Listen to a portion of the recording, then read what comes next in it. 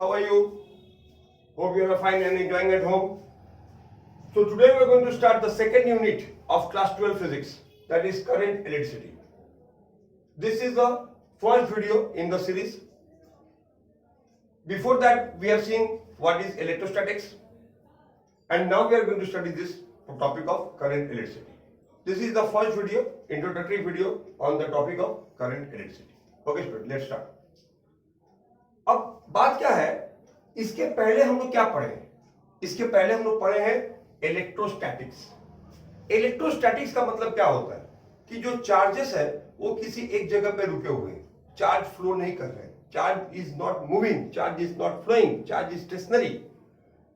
लेकिन अब हम लोग पढ़ेंगे क्या कि चार्ज फ्लो करेंगे तो क्या होगा। तो पहला पॉइंट मैं बता दूं कि जो flow of charge will produce what? Electric current. तो चार्जेस के फ्लो होने से क्या मिलेगा? चार्जेस के फ्लो होने से क्या मिलेगा? चार्जेस के फ्लो होने से हमको मिलेगा क्या? Electric current, current electricity. तो flow of charge constitutes electric current. अब चाहे जो भी चार्ज हो, चाहे वो पॉजिटिव हो, नेगेटिव हो, जो भी चार्ज हो, whatever be the charge, तो flow of charge constitutes the electric current. अगर हम लोग फॉर्मल डेफिनेशन की बात करें तो the electric current through the any conductor, electric current through any conductor is the rate of flow of charge through that conductor. मतलब electric current का definition क्या हो गया? Rate of flow of charge. मतलब क्या? सपोज ये metallic conductor है और मान लेते हैं क्या कि इसमें हम कोई एक क्रॉस सेक्शन ले लिए, ठीक। अब कितने चार्जेस इस क्रॉस सेक्शन को पर सेकेंड क्रॉस कर रहे हैं, ठीक है। नंबर ऑफ चार्जेस या अमाउंट, नंबर ऑफ चार्जेस ना बोल के हम बोलेंगे quantity of charge crossing any cross section, crossing the cross section in unit time, मतलब 1 सेकेंड मान लेते हैं। तो चार्ज कितना इस क्रॉस सेक्शन को क्रॉस कर रहा है अक्रॉस इन 1 यूनिट टाइम, उसको क्या कहेंगे? That is called electric current. तो आई का फॉर्मूला क्या होगा? I is equal to Q by T. I is equal to क्या बनेगा स्टूडेंट्स? Q by T. अब आई क्या है? Current, no doubt. क्यू क्या है? चार्ज, और टी है सेकेंड, टाइम। तो if Q amount of charge, अब मान लो कि इस क्रॉस सेक्शन से टी सेकेंड्स में, टी टाइम में क्यू चार्ज फ्लो कर रहा है, टी टाइम में क्यू चार्ज फ्लो कर रहा है, तो 1 सेकेंड में कितना फ्लो करेगा? Q by T. वही क्या हो जाएगा? वही होगा unit of, that is the definition of electric current. Okay, तो इलेक्ट्रिक करंट का मतलब क्या हो गया कि electric current is the rate of flow of charge, ठीक है। अच्छा, अब इसमें 2 पॉइंट बता दूं कि इलेक्ट्रिक करंट का मतलब क्या हो गया? Rate of flow of charge. और इलेक्ट्रिक करंट का हम लोग जनरली जो करंट फिजिक्स में पढ़ते हैं उसको हम लोग क्या कहते हैं? That is called conventional current. तो व्हाट इज, अब 2 इंपॉर्टेंट पॉइंट नोट कर लेना। Conventional current is the direction of flow of positive charge. Conventional current क्या होगा students? Conventional current is the direction of flow of क्या? Positive charge, ठीक है। तो पॉजिटिव चार्ज का जो डायरेक्शन है उसको हम लोग कहते हैं क्या? कन्वेंशनल करंट का डायरेक्शन।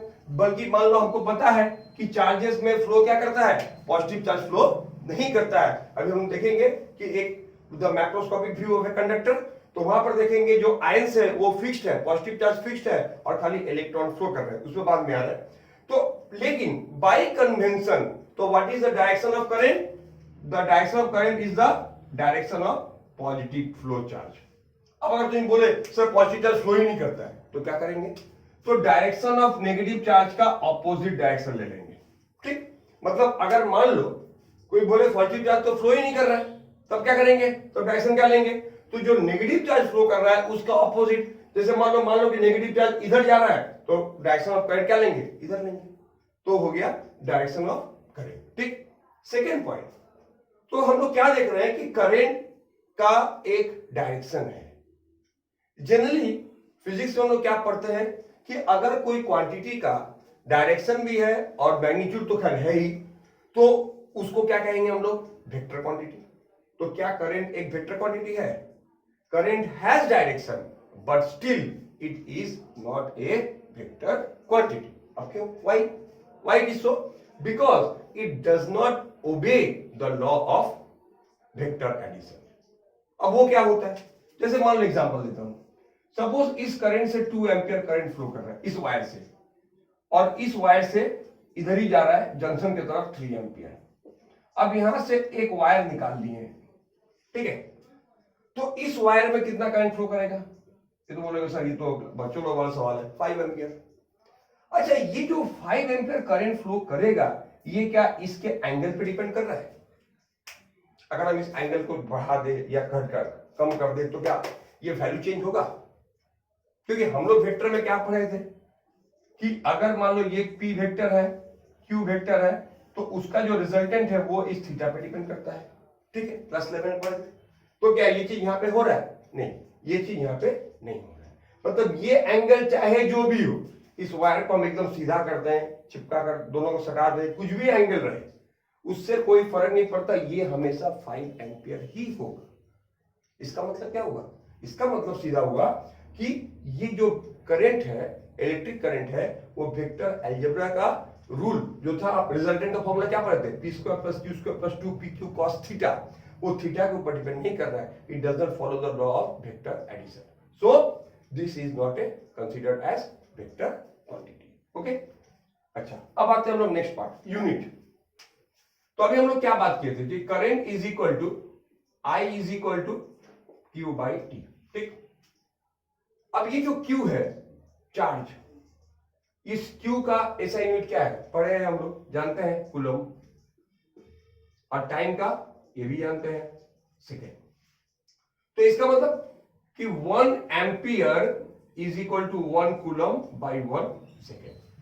तो coulomb per second is what, the SI unit of electric current, और कूलम पर सेकेंड को हम लोग एक नाम दे दिए हैं, name of another scientist, that is ampere. तो what is the SI unit of current, ampere. Okay, और यहां पे वो बोल दूं कि जरूरत पड़ सकता है कहीं भी ऑब्जेक्टिव क्वेश्चन में कि CGS unit of current is Biot, BIOT। The CGS unit of current is Biot. Really कभी कभी कॉम्पिटिटिव एग्जाम में MCQ वगैरह पूछ लेता है, तो लेकिन मैक्सिमम जरूरत इसका पड़ेगा, the SI unit of current. अगर मान लो अब उसमें आ जाएगा मिली एम्पियर, जैसे मान लो हम लिख दिए 1 मिली एम्पियर, इसका मतलब क्या होगा 10⁻³ एम्पियर। 1 मेगा एम्पियर क्या होगा 10⁻6 एम्पियर। इस तरीके से माइक्रो 10⁻�6, इस तरह जितना भी छोटा बड़ा यूनिट हम लोग इससे बना सकते हैं।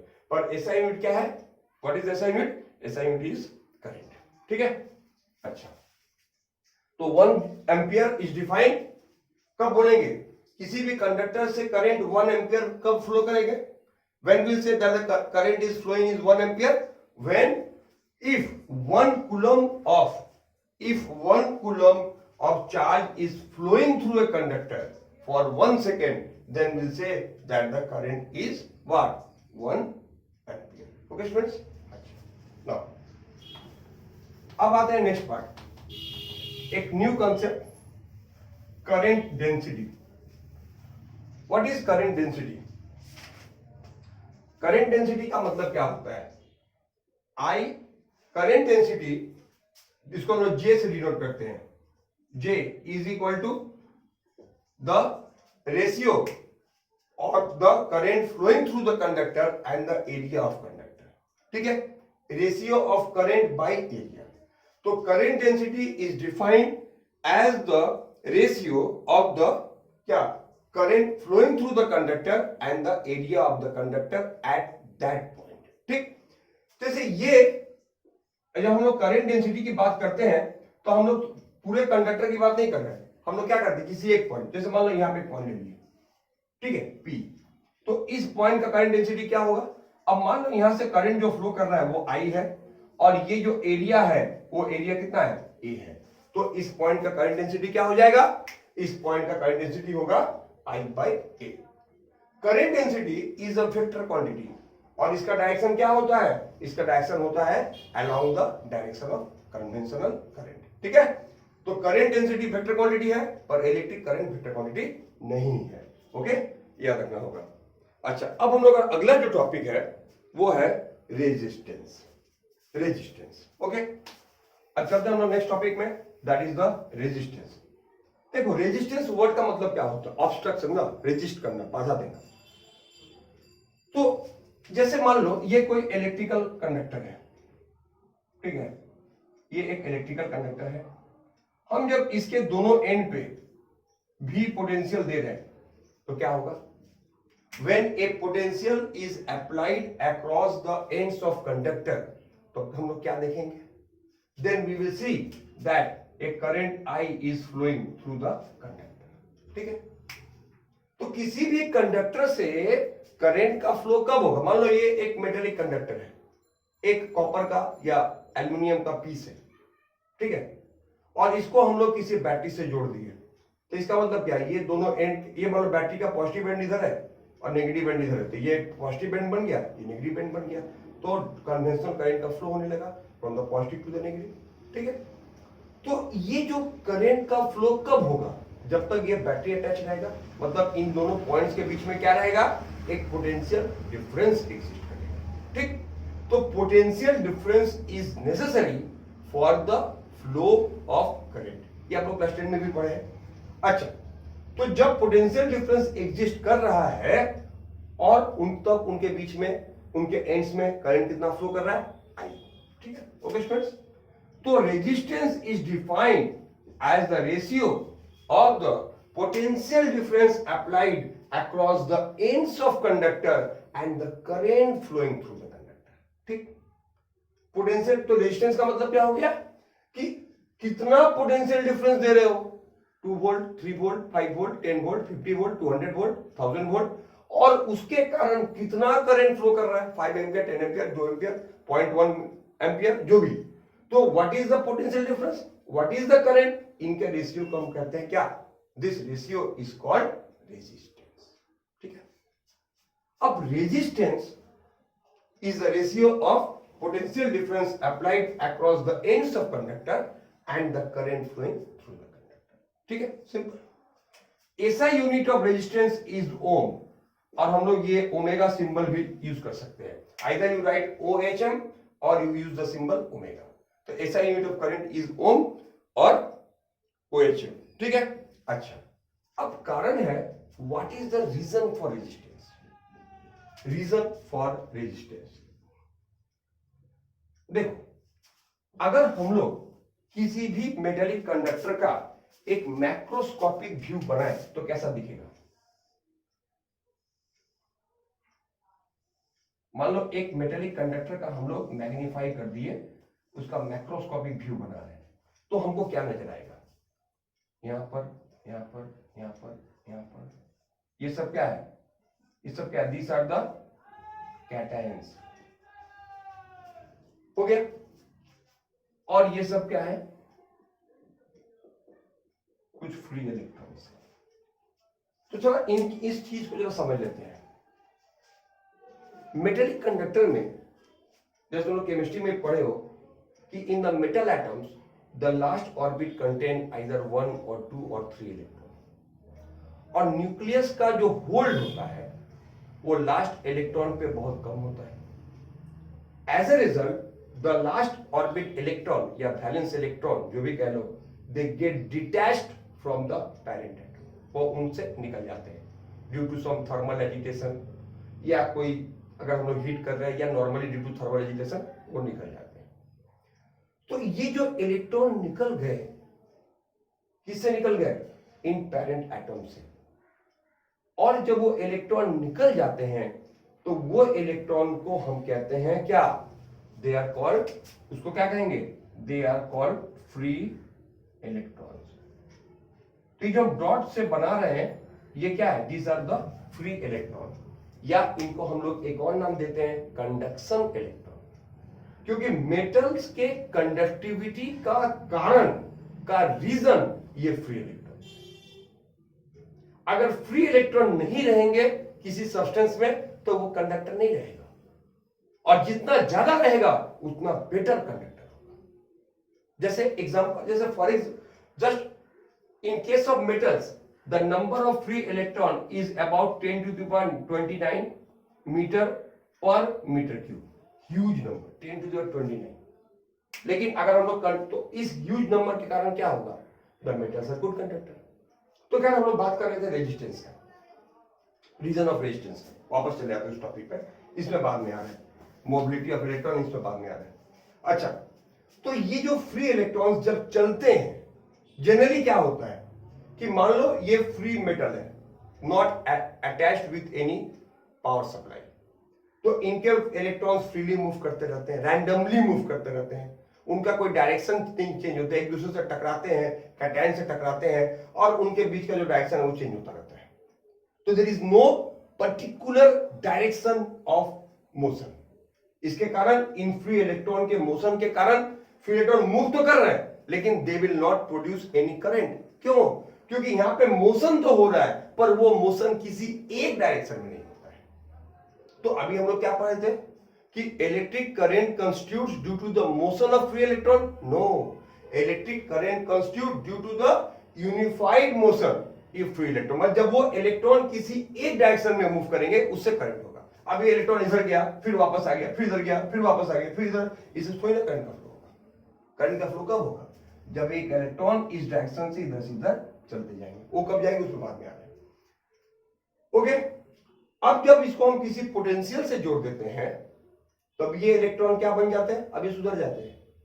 अब ये रैंडमली मूव नहीं करते हैं, अब ये एक डायरेक्शन के कारण मूव कर रहे हैं। क्यों? क्योंकि ये जो जब तुम इसको किसी पोटेंशियल से अटैच कर देते हो तो वो पोटेंशियल क्या करता है, इसके अंदर में एक इलेक्ट्रिक फील्ड सेटअप करता है। और जैसा कि हम लोग इलेक्ट्रोस्टैटिक्स में पढ़े थे कि force on a charge is equal to, तो वो जो इलेक्ट्रिक फील्ड क्या करेगा, इन इलेक्ट्रॉन पे एक फोर्स देगा। कितना फोर्स देगा? हम लोग पढ़े थे E इंटू क्यू। यहाँ पे इलेक्ट्रॉन का चार्ज तो E होता है, स्मॉल ई, तो E इंटू ई। तो ये इलेक्ट्रॉन ये फोर्स एक्सपीरियंस करेगा और इस फोर्स के कारण ये electron in the direction of electric field move करना शुरू कर देगा।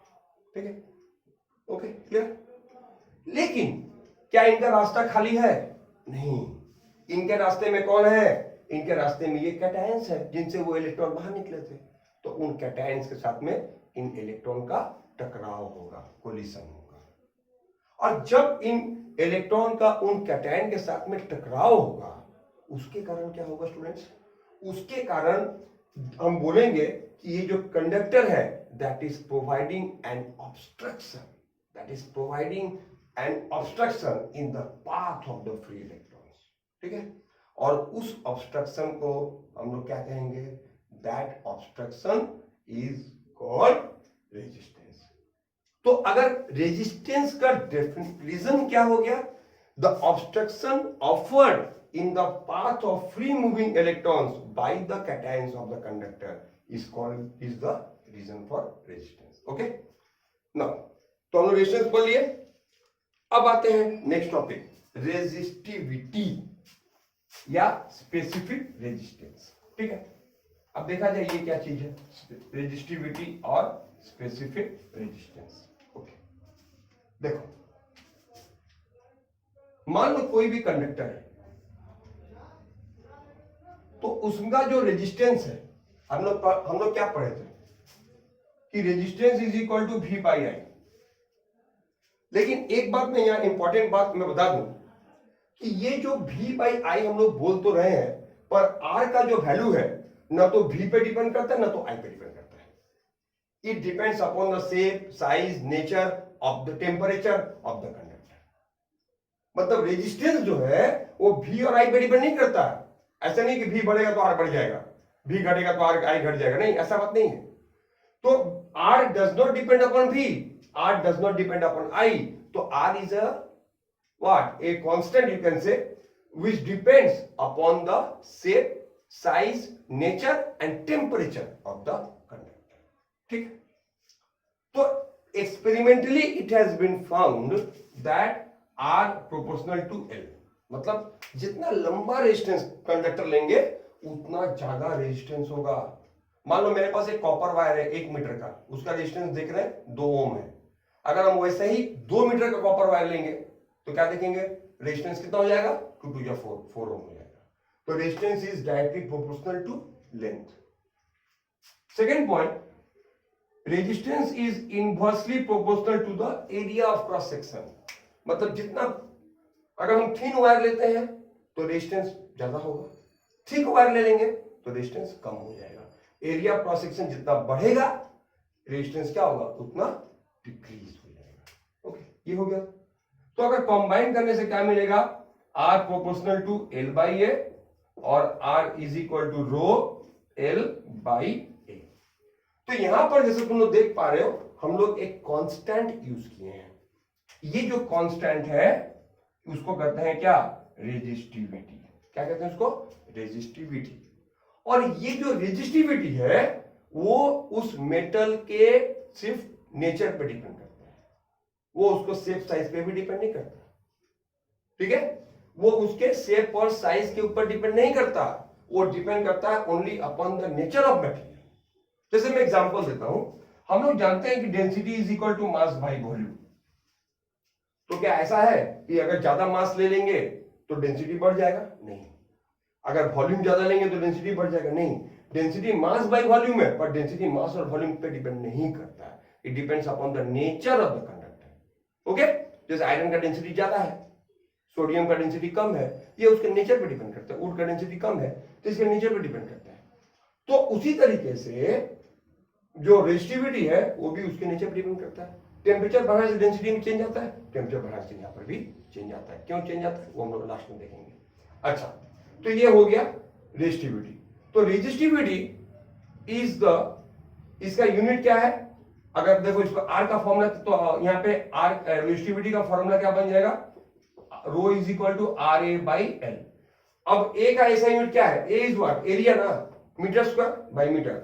तो SI unit of resistivity is ohm meter. ठीक है, क्या रखेंगे, एसआई यूनिट ऑफ रेजिस्टिविटी क्या होता है, ओम मीटर। क्लियर?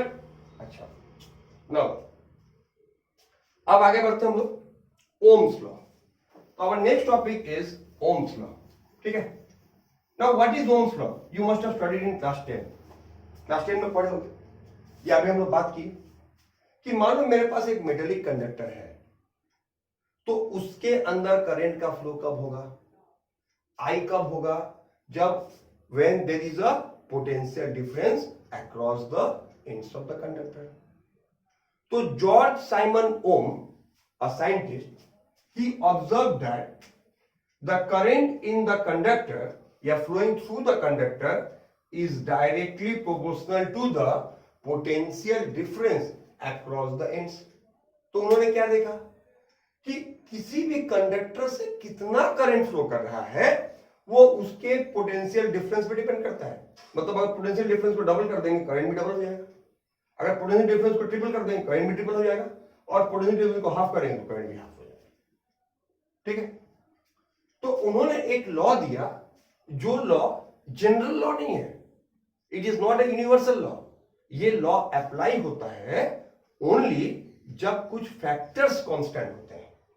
जैसे, तो उनका लॉ क्या था, temperature and other physical factors remaining constant. किसी भी बुक में लॉ मिल जाएगा, हम बोल दे रहे हैं, लिख लेना बुक से, temperature and other physical factors remaining constant, the current passing through the conductor is directly proportional to the potential difference applied across the ends of the conductor. मतलब I is directly proportional to V। तो इससे क्या होगा, और V proportional to I, तो V is equal to R I. तो V को तो क्या मिल गया, आर आई। इसको क्या कहते हैं, इसको कहते हैं mathematical form of Ohm's law. ये फॉर्मूला जो 10 में फिजिक्स अच्छा से पढ़े होंगे, ये फॉर्मूला एकदम जाना पहचाना फॉर्मूला है, और न्यूमेरिकल जब करेंगे हम लोग तो भी इसका यूज बहुत होगा। ये हो गया। अब देखो, तो मैंने ऐसा जो मैंने कहा अभी कि ओम्स लॉ एक यूनिवर्सल लॉ नहीं है, अब हमारे पास दो तरह के कंडक्टर्स होते हैं, एक वो जो ओम्स लॉ फॉलो करते हैं और एक जो ओम्स लॉ फॉलो नहीं करते हैं। तो जो ओम्स लॉ फॉलो करते हैं उनको हम क्या कहते हैं? उनको हम कहते हैं ओमिक कंडक्टर्स। तो ohmic conductors are what? Are the conductors which obey Ohm's law. And obviously Ohm's law एक जनरल लॉ नहीं है, ये तभी होगा जब टेम्परेचर कांस्टेंट है। तो टेम्परेचर कांस्टेंट रख के ये रूल जो फॉलो करता है उसको हम लोग कहते हैं क्या? Ohmic conductor. तो उनका अगर हम लोग V बाई आई ग्राफ बनाते हैं तो V बाई आई ग्राफ एक स्ट्रेट लाइन बनता है, ठीक है। और इसका जो स्लोप होगा, स्लोप tan थीटा, तो slope of V by I is equal to what? Resistance. तो रेजिस्टेंस कैसे मिलेगा हमको? V बाई आई ग्राफ से रेजिस्टेंस कैसे मिलेगा? तो slope of V by I is what? Is the resistance. Clear? इसको करते हैं ओमिक कंडक्टर। अब example metallic conductors. All metallic conductors are generally ohmic conductors. अब आते हैं non ohmic conductor. Non ohmic means they do not obey Ohm's law. मतलब potential difference बढ़ाने से हो सकता है करंट घट जाए, या पोटेंशियल डिफरेंस कम करने से करंट बढ़ जाए, ओम्स लॉ फॉलो नहीं करते हैं। ये कहां मिलेगा? सेमीकंडक्टर डिवाइसेस, डायोड, जंक्शन, ठीक है, ट्रांजिस्टर्स। ये जो सेमीकंडक्टर डिवाइसेस है जो हम लोग के सिलेबस में है, लास्ट टॉपिक है सेमीकंडक्टर्स। उन वो जो होते हैं दे do not obey Ohm's law. उनका जो VI ग्राफ है वो कुछ ऐसे बनता है। तो इसका मतलब क्या? इस जगह का रेजिस्टेंस क्या होगा? अलग है, यहाँ का रेजिस्टेंस अलग है, यहाँ का रेजिस्टेंस अलग है, हर जगह रेजिस्टेंस क्या होगा? अलग होगा। मतलब दे do not obey Ohm's law, ठीक है, बिकॉज देयर ग्राफ इज। तो अगर V बाई आई ग्राफ हमको स्ट्रेट मिल गया इस तरीके से लाइन, क्योंकि ये line should pass origin obviously, क्योंकि I0 कब होगा? जब V0 होगा। ऐसा तो नहीं है कि I0 हो जाए V कुछ रहे, या V0 हो जाए I कुछ रहे, नहीं, ये पॉसिबल नहीं है। तो ये लाइन ओरिजिन से पास करेगा, और ये यहां भी वैसे ओरिजिन से पास कर ही रहा, पर ये एक क्या है? ये कर्व हो गया। तो ये V by I graph is a curve, ठीक है। तो इसको हम लोग बहुत बार V बाई आई कैरेक्टरिस्टिक भी बोलते हैं, V बाई आई कैरेक्टरिस्टिक या V बाई आई ग्राफ। अगर कर्व होता है तो इसका मतलब it does not obey Ohm's law, ये नॉन ओमिक कंडक्टर है, ठीक है। इसका मतलब हर पॉइंट पे रेजिस्टेंस जो है क्या, वो क्या होगा? अलग होगा। यहाँ पे हर पॉइंट पे रेजिस्टेंस क्या होगा? कांस्टेंट रहेगा, क्योंकि रेजिस्टेंस जो रेजिस्टेंस यहाँ मिलेगा वही यहाँ always resistance is constant. Okay, ये हो गया। अब चलते हैं mechanism of flow of charge. देखो, अगला जो टॉपिक हम लोग का है mechanism of flow of charge. तो मैंने तो हल्का फुल्का तुम लोगों को बता ही दिया कि व्हाट इज फ्री इलेक्ट्रॉन, और फ्री इलेक्ट्रॉन का मतलब क्या होता है, और फ्री इलेक्ट्रॉन के कारण तो मेन पॉइंट क्या है कि इलेक्ट्रिकल कंडक्टिविटी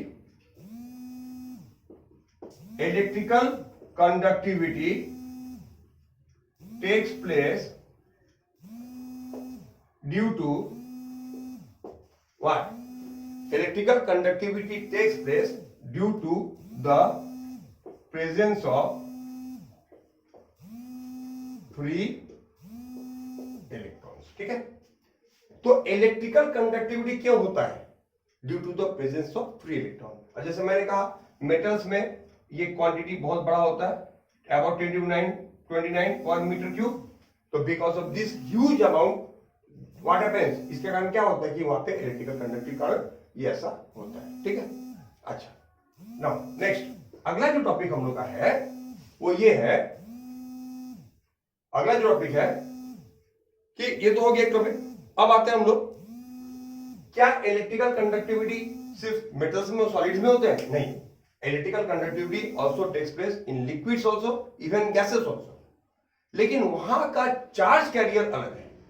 जैसे आप लोग इलेक्ट्रोस्टैटिक्स, इलेक्ट्रोकेमिस्ट्री में पढ़ोगे या पढ़े होगे कि करंट का जो फ्लो होता है थ्रू एनी इलेक्ट्रोलाइट या liquid because of the ions, वहां पे पॉजिटिव आयन नेगेटिव आयन दोनों कंट्रीब्यूट करते हैं। गैसेस में भी वैसे, लेकिन क्योंकि वहां का जो चार्ज कैरियर्स है वो आयंस है, और आयंस दो तरह के होते हैं, पॉजिटिव आयन भी होते हैं, नेगेटिव आयन भी होते हैं।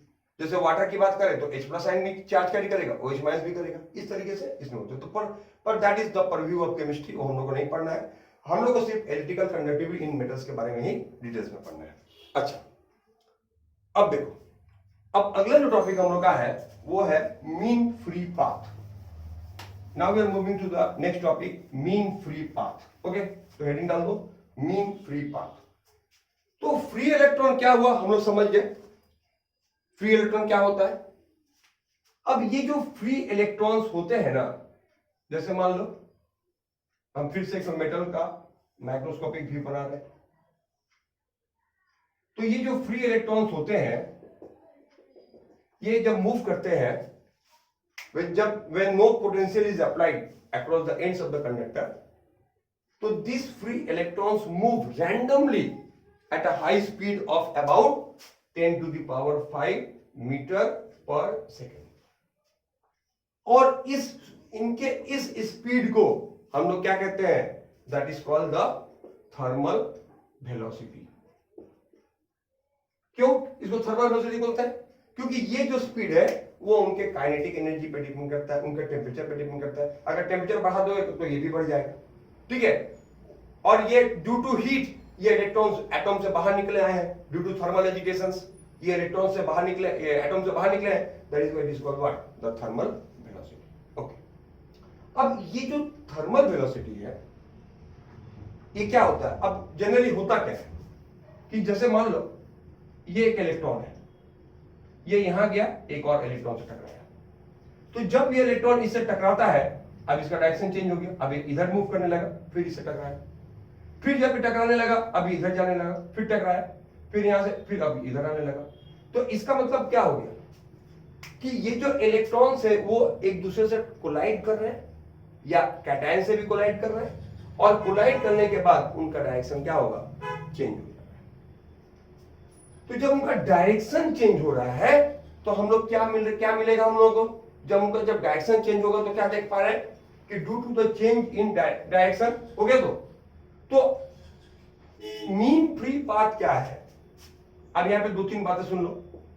Mean free path is the distance travelled by the electron between two successive collision.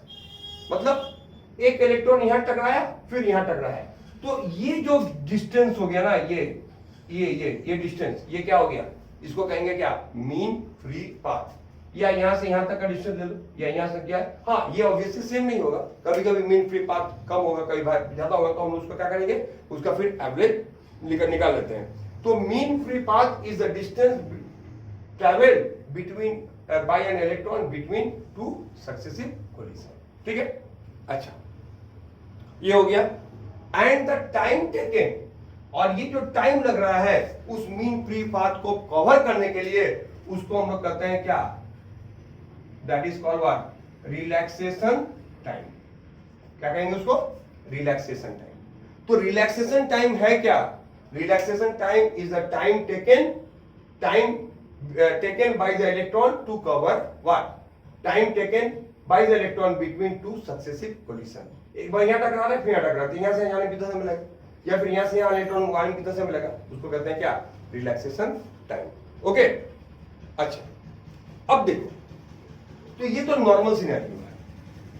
जब हम पीडी अप्लाई कर देते हैं तो क्या होता है, when PD is applied across the ends of the conductor, then what will happen, तब यहां किसके अंदर में एक इलेक्ट्रिक फील्ड सेटअप होता है, और इस इलेक्ट्रिक फील्ड के कारण वो इलेक्ट्रॉन्स क्या करते हैं, वो इलेक्ट्रॉन्स फोर्स एक्सपीरियंस करते हैं, ठीक है।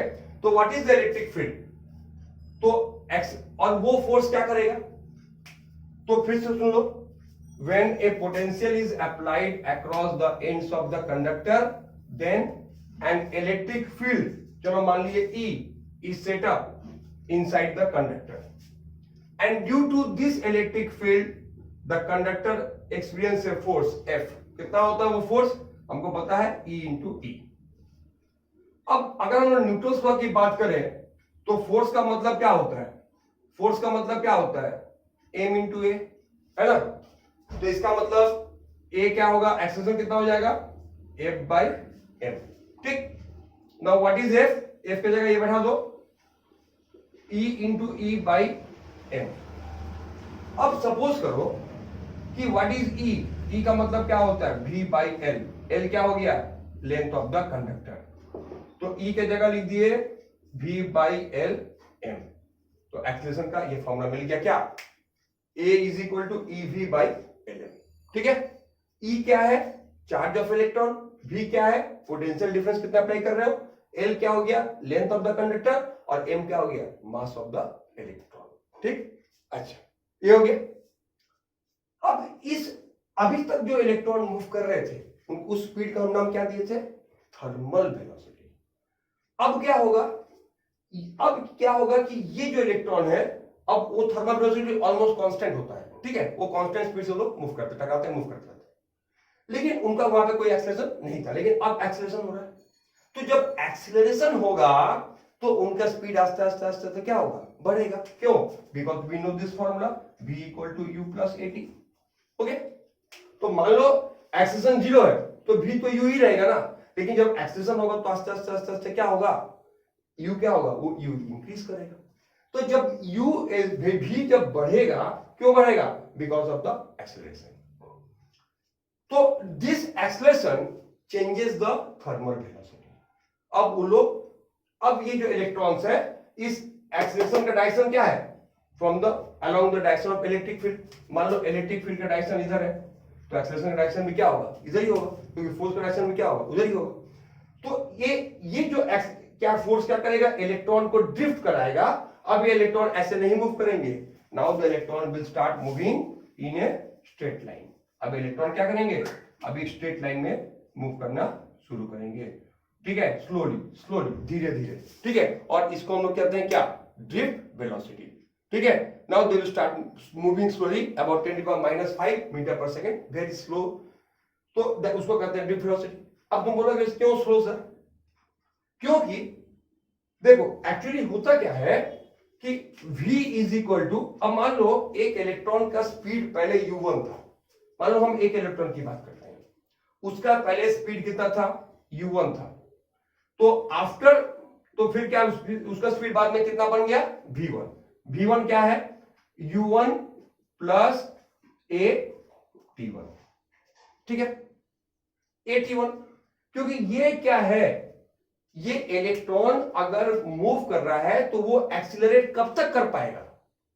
मान लो एक इलेक्ट्रॉन यहां से चला, इसको हम लोग इतना एक्सेलरेशन दिए, ये अपना स्पीड बढ़ाते बढ़ाते बढ़ाते जा रहा है, लेकिन कब तक? कब तक?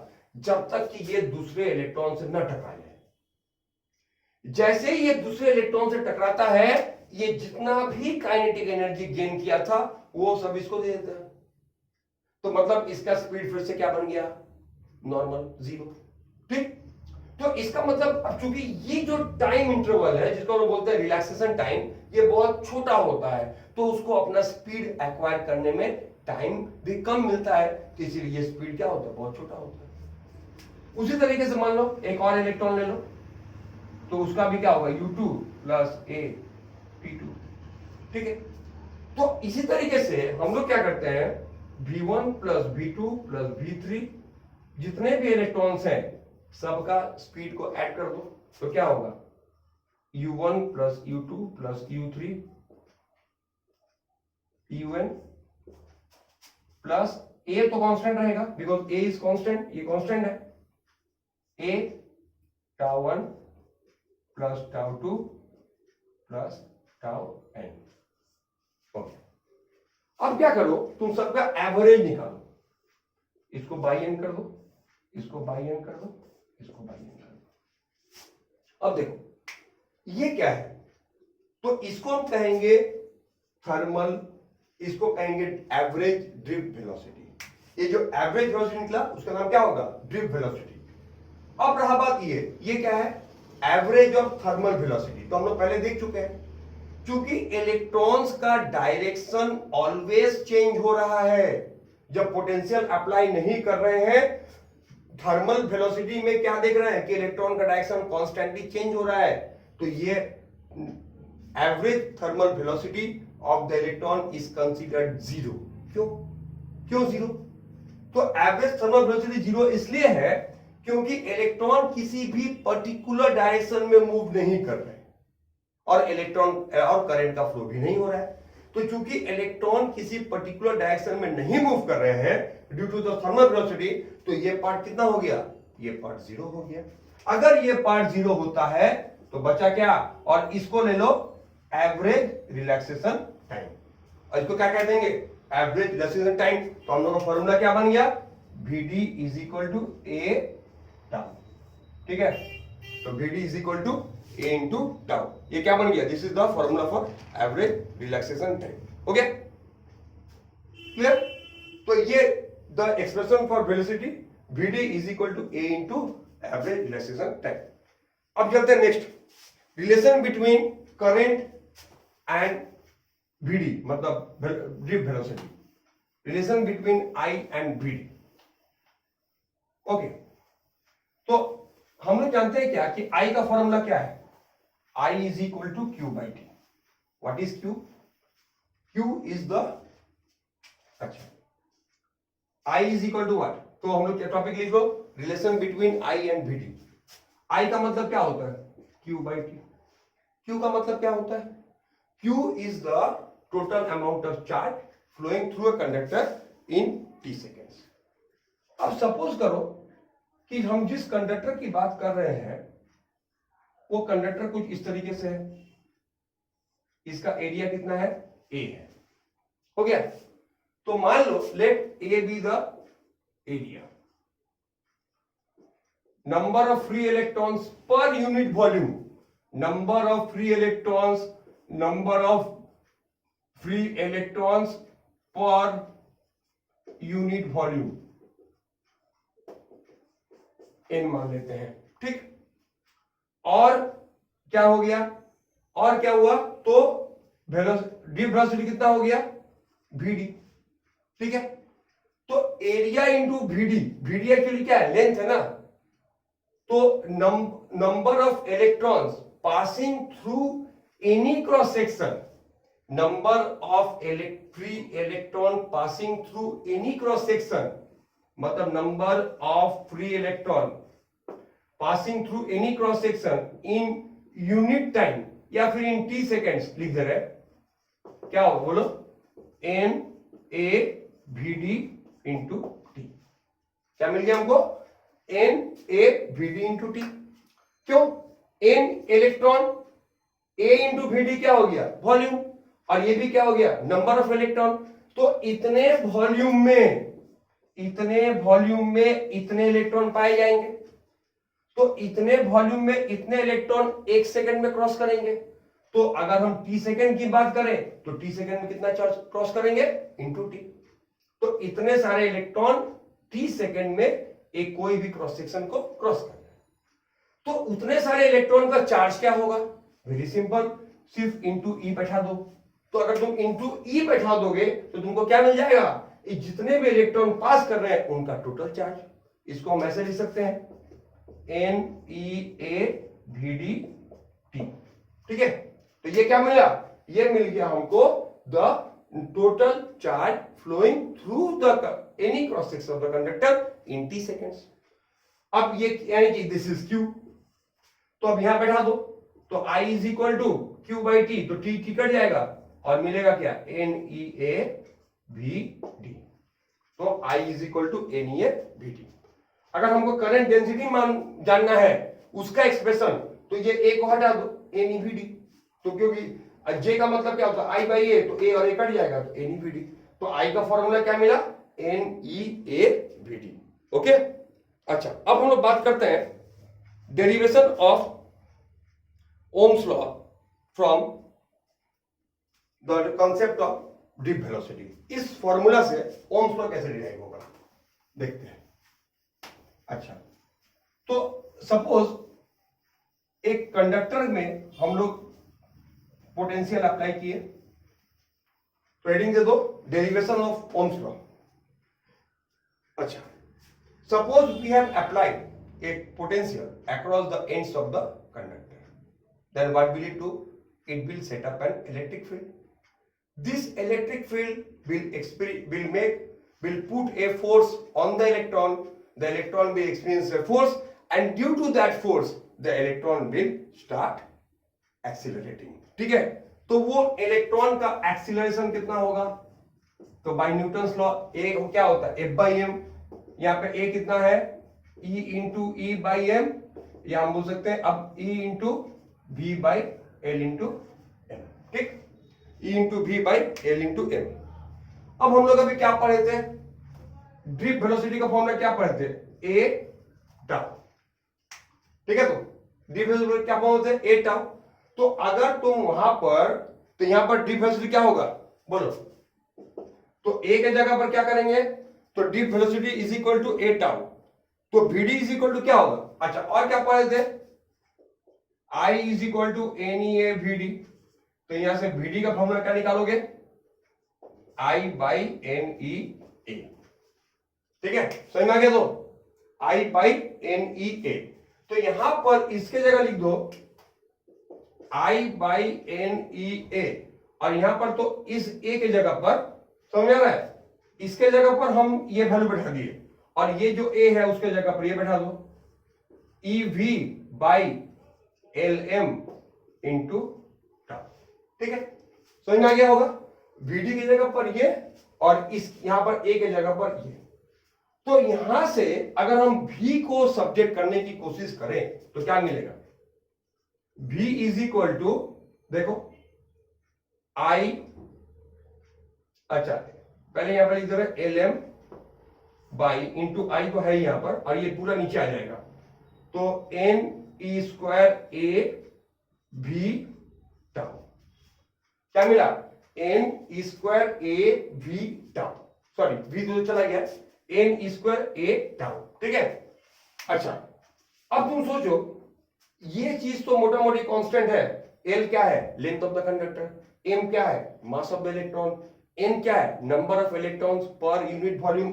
ई क्या है? Charge of electron. ए क्या है? Area of cross section.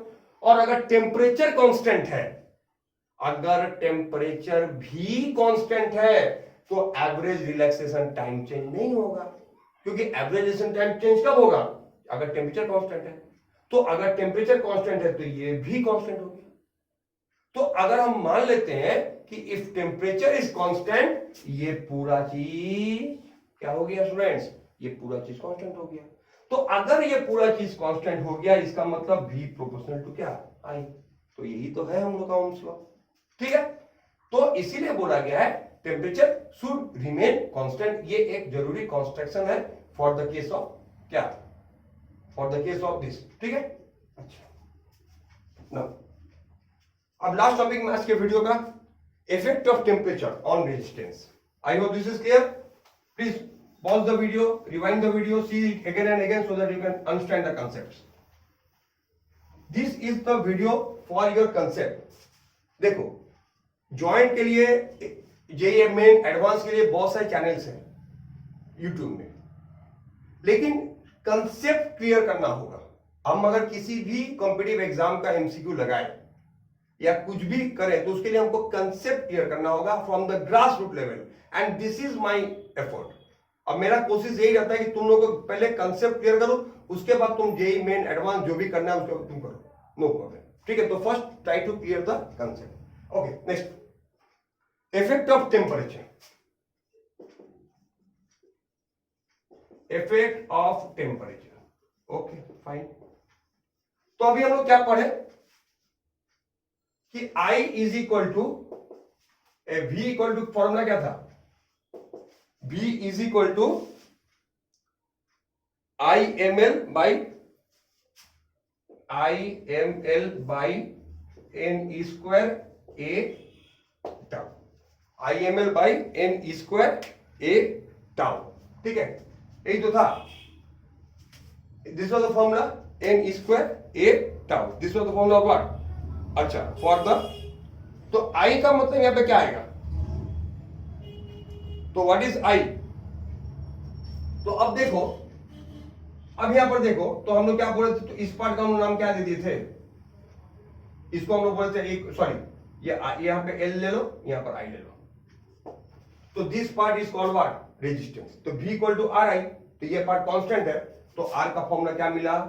R is equal to LM by N square A tau.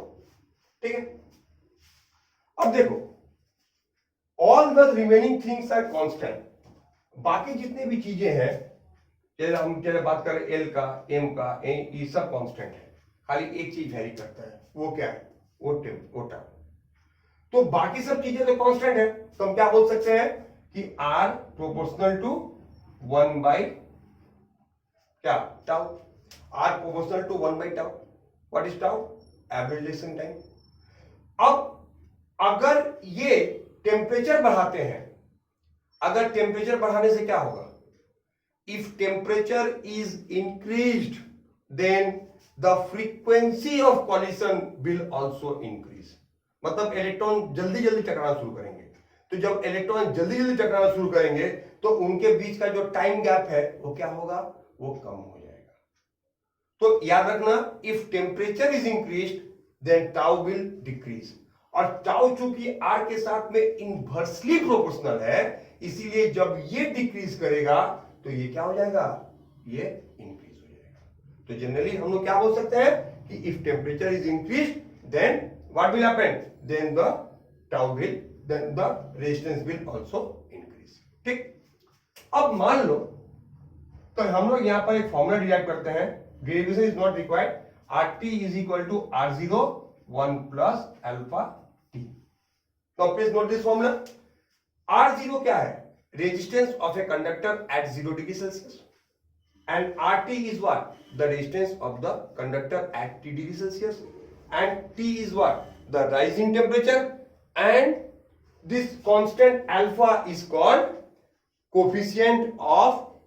Coefficient temperature, coefficient of resistance. इसको हम क्या कहेंगे, ये जो अल्फा है उसको क्या कहेंगे, temperature coefficient of resistance. Okay, तो this from this is the effect. तो इस तरीके से हम लोग कोई भी, मान लो बोल दिया कि 0 डिग्री पे इसका रेजिस्टेंस 2 ओम है, तो 100 डिग्री पे कितना होगा, 50 डिग्री पे कितना होगा, हमको अगर अल्फा का वैल्यू पता है तो हम कोई भी टेम्परेचर का रेजिस्टेंस फाइंड कर सकते हैं। तो this is the importance of this formula.